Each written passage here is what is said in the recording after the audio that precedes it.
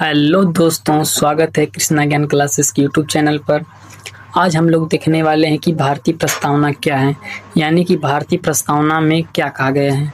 तो भारतीय प्रस्तावना में कहा गया है कि हम भारत के लोग भारत को एक संपूर्ण प्रभुत्व संपन्न समाजवादी पंथ निरपेक्ष लोकतंत्रात्मक गणराज्य बनाने के लिए तथा उसके समस्त नागरिकों को सामाजिक आर्थिक और राजनीतिक न्याय, विचार अभिव्यक्ति, विश्वास, धर्म और उपासना की स्वतंत्रता, प्रतिष्ठा और अवसर की समता प्राप्त कराने के लिए तथा उन सब में व्यक्ति गरिमा, राष्ट्र की एकता और अखंडता सुनिश्चित करने वाली बंधुता को बढ़ाने के लिए दृढ़ संकल्प होकर अपनी इस संविधान सभा में आज तारीख 26 नवंबर 1949 ईस्वी को एतद द्वारा इस संविधान को अंगीकृत, अधिनियमित और आत्मार्पित करती हैं।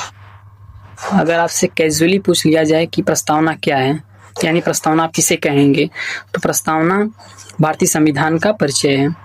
प्रसिद्ध विधिवेत्ता पालकीवाला जी के अनुसार कहा गया कि प्रस्तावना भारतीय संविधान का परिचय है। तो प्रस्तावना से रिलेटेड दो महत्वपूर्ण केसेस हैं। पहला है केस इनरी बेरोबारी का मामला 1960। इस बात में सुप्रीम कोर्ट ने कहा कि प्रस्तावना भारतीय संविधान का भाग नहीं है। प्रेरणादायी भाग तो है, लेकिन वह महत्वपूर्ण भाग नहीं है। इसके बिना मूल संविधान में कोई परिवर्तन नहीं आता। इसके बाद केस आया केशवानंद भारती बनाम केरल राज्य 1973। इसमें सुप्रीम कोर्ट ने कहा कि प्रस्तावना भारतीय संविधान का भाग है और इसमें मुख्य न्यायाधीश सिकरी जी ने कहा कि प्रस्तावना संविधान का एक महत्वपूर्ण अंग है।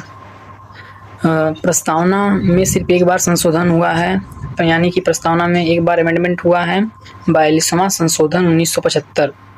इसके अंतर्गत 3 शब्दों को जोड़ा गया था, एक समाजवाद, दूसरा धर्मनिरपेक्ष, तीसरा अखंडता। इन तीनों शब्दों को इस संशोधन के अंतर्गत ऐड किया गया और प्रस्तावना में सिर्फ यही एक ही बार संशोधन हुआ, तब से नहीं हुआ है। तो आशा करता हूँ आप लोगों को वीडियो पसंद आया हो। तो आज की वीडियो बस इतना ही। धन्यवाद।